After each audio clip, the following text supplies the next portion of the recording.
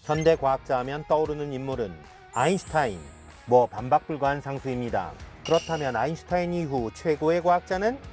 스티븐 호킹, 제임스 왓슨, 리처드 파인만, 리처드 도킨스 이런 분들이 떠오르는데요. 공통점이 있습니다. 시간의 역사, 이중나선, 파인만 씨 농담도 잘하시네, 이기적 유전자, 바로 베스트셀러 저자라는 겁니다. 그만큼 현대사회에서 과학자의 명성은 실력과 필력 두 가지가 필요조건이라는 거죠. 특히 리처드 도킨스의 이기적 유전자는 1976년 출간 직후 과학계와 대중에게 폭발적인 반향을 불러일으키며 50년 가까이 부동의 베스트셀러 자리를 유지하고 있습니다. 도킨스는 이 책에서 인간은 이기적 유전자의 복제 욕구를 수행하는 꼭두각시 기계에 불과하다고 말합니다. 여기에 문화유전자 밈이라는 용어를 제창하고 퍼뜨리면서 도킨스는 사실상 과학 문화 통령의 지위에 오르게 됩니다.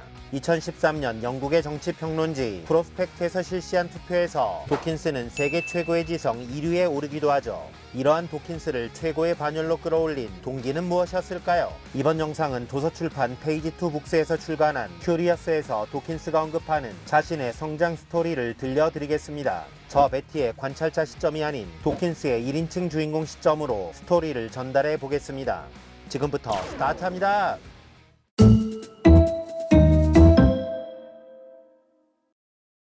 나는 1941년 케냐 나이로비에서 태어났다. 2차 대전 중에 아버지는 연합군으로 영국에서 케냐로 이주했는데 내가 8살이 되던 1949년 영국으로 돌아가기 전까지 동아프리카의 광활한 자연과 친해질 수 있었다. 영국에서 나는 기숙학교에 보내졌는데 잘 적응해 나갔으며 우수한 학업 성적을 바탕으로 꿈에 그리던 나의 아테네 옥스퍼드 대학교에 입학했다.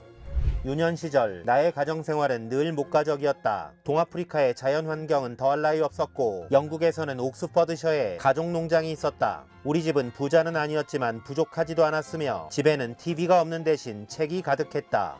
동아프리카와 영국의 시골은 나를 생물학자로 이끌어야 마땅했다. 부모님은 야생화의 이름을 줄줄 꿰고 계셨다. 하지만 안타깝게도 나는 자연에 큰 관심이 없었다. 내가 8살 때였다. 키가 크고 쌍안경에 반바지 패션을 즐기셨던 우리 할아버지가 푸른 박새를 보면서 말씀하셨다.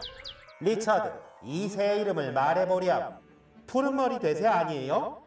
맙소사, 집안에 이런 무식한 녀석이 있다니. 할아버지는 격노하셨고 아버지를 질책하셨다. 지금은 누구보다 동물을 좋아하지만 이는 어렸을 때 자연에서 만난 동물에 대한 호기심에서 시작된 것은 아니었으며 언제부턴가 책 읽기에 빠지면서부터였다. 심지어 내가 읽었던 책은 과학책도 아니었다. 나는 남들이 신선한 공기를 맡고 있을 시간에 책을 들고 슬그머니 침실로 가서 눈치 보듯 책을 읽었다. 이런 강박증 성향의 독서가 어린이에게 글을 사랑하는 마음을 주고 나중에 작가가 되는 데 도움을 준 듯하다.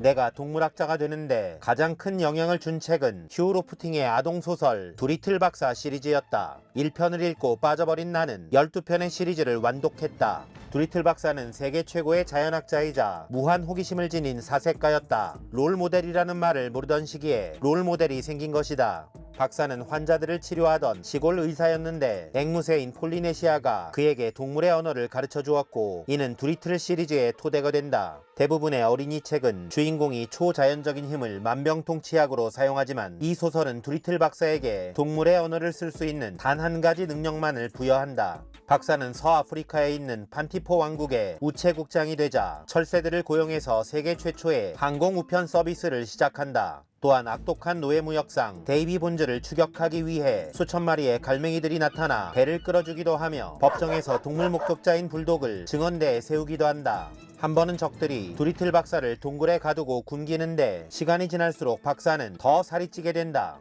수천 마리의 쥐들이 빵 부스러기와 물을 담은 호두 껍데기를 가져다 주었기 때문이다. 적들은 박사가 마법을 부린다고 생각했지만 독자에게는 동물과의 소통이라는 합리적 설명이 있었던 것이다. 많은 아이들의 꿈은 마법사나 신을 만나 도움을 받는 것이었지만 두리틀 박사를 만난 후 내 꿈은 동물과 이야기를 나누고 동물에게 부당한 행위를 하는 인간에 맞서는 것이 되었다. 두리틀 박사가 내게 깨닫게 해준 것은 오늘날 종차별주의의 문제점이었다. 다양한 생물종이 살아가는 지구에서 결코 인간은 특별한 존재가 아니라는 것이었다.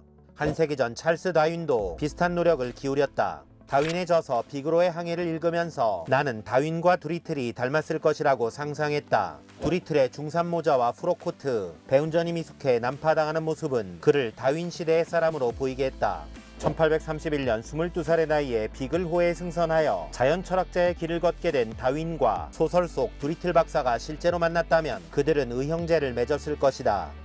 두리틀이 아프리카에서 골짜기를 건너야 할 상황이 되자 원숭이들이 몰려와 서로 팔과 다리를 엮어 다리를 만들었는데 이는 다윈이 브라질에서 관찰했던 군대 개미의 행동과 같은 것이었다. 나중에 다윈은 개미들이 노예를 부리는 놀라운 습성이 있음을 밝혀냈으며 두리틀과 마찬가지로 인간의 노예제를 비판하며 시대를 앞서 나갔다. 다윈과 두리틀은 기존 지식의 권위에 도전한 과학자이기도 했다. 권위의 의문을 제기하는 습관은 책이나 교사가 과학학도에게 주는 가장 큰 선물이었다. 덕분에 나는 남의 생각을 그대로 받아들이지 않고 스스로 생각할 수 있게 되었다. 사실 나는 다윈을 다소 늦은 16살 이후에 알게 되었다. 기독교 문화권의 아이들은 학교에서 아담과 이브의 창조 이야기를 배우고 역사적 사실로 믿게 된다. 하지만 1859년 다윈의 종의 기원이 출간되었음에도 우화에 불과한 창조론을 학교에서 배운다는 사실은 실망스러웠다. 종의 기원에 의하면 종은 진화한 것이었다. 16살이 넘은 학생이 진화론을 배우면 안 될 이유는 전혀 없어 보였다. 나는 운이 좋아 중등교육을 온들 학교에서 받게 되었다. 전직 교장쌤이었던 샌더스는 온들을 아이작 뉴턴경의 정신을 계승한 영국 최고의 과학학교로 발전시켰다. 당시 샌더슨을 너무 존경하여 온들 교사로 지원한 아이언 토머스는 나의 동물학 선생님이 되었는데 시간이 날 때마다 내게 과외 지도를 해주었고 나를 옥스퍼드 대학으로 이끌었다. 나의 아테네였던 옥스퍼드는 내 인생의 전환점이었다. 처음엔 생화학과에 지원했으나 퇴짜를 맞아 동물학을 전공하게 되었는데 전화위복이 되었다. 옥스퍼드의 동물학과는 거의 문학을 가르치고 있었다. 연구 문헌을 읽고 쟁점이 되는 문제에 대한 평론을 쓰는 시기였다. 이는 나에게 딱 어울리는 분야였으며 나는 다시 책으로 돌아가 세계 최대의 도서관을 맘껏 드나들었다. 옥스퍼드의 개별 지도 방식은 지금의 나를 만드는 밑거름이 되었다. 매주 주제를 정해 지도 교수에게 평론을 제출하고 1대1로 만나 1시간가량 토의했는데 이 준비 과정은 한마디로 지적 천국 그 자체였다. 일주일 내내 도서관에서 시간을 보내며 교과서를 벗어나 한 주제에 대한 다양한 연구 논문을 검토하며 글을 쓰다 보면 나 자신이 그 주제의 세계적 권위자로 여겨졌다. 고작 19살 학생이 그런 특권을 누릴 수 있다니. 지도 교수님은 내가 동물학에 대한 철학적인 인사이트가 깊어지자 학과에 떠오르는 별이었던 아서 케인 박사에게 한 학기 동안 지도받도록 주선했다. 케인 박사의 지도는 시험과는 무관했으며 그는 나에게 과학사와 과학 철학에 관한 책만 읽도록 했다. 여기에서 동물학을 찾아내는 것은 오로지 내 몫이었다. 지금 생각하면 철학적으로 투박했지만 지적 천국에서 들떠있던 기분은 결코 잊지 못할 것이다. 다음 학기에는 위대한 생물학자 니콜라스 팀베르헌에게 지도를 받았다. 그가 노벨상을 탄 지 11년째 되는 해였다.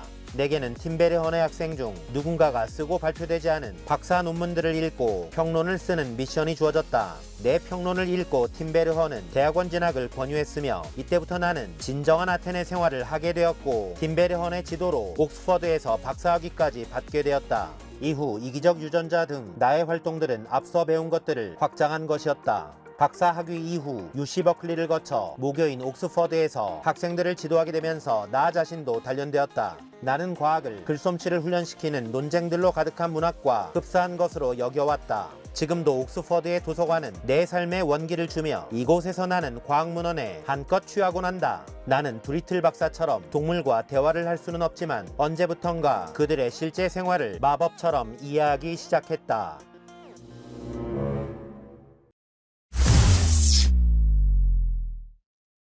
리처드 도킨스. 그를 레전드로 이끈 것은 지필고사 위주의 평가 시스템은 아니었습니다. 멋진 자연 환경에서 두리틀과 다윈을 접하고 아테네 학당에서 위대한 스승을 만나면서 원점에서 생각할 수 있었고 이를 자신만의 논점과 글로 정리하면서 지금의 도킨스가 될 수 있었습니다. 도서출판 페이지 2 북스에서 출간한 큐리어스는 리처드 도킨스는 물론 스티븐 핑커, 프리먼 다이슨, 스티븐 스트로가츠 등 26명의 레전드 과학자가 자신을 과학자로 이끈 동기와 에피소드를 소개하고 있습니다. 만약 이 26분의 과학 캠프가 열린다면 여러분은 기꺼이 참가하여 거장들의 번뜩이는 이야기를 밤새 들을 의향이 있나요? 맞습니다. 이 책은 26명의 과학자와 함께하는 과학 캠프로 그들과 추억을 공유하며 학생들은 호기심으로 어른들은 동심으로 빠지게 만드는 멋진 경험이 될 것입니다. 모든 것은 형편없는 질문에서 시작되었다. Curious.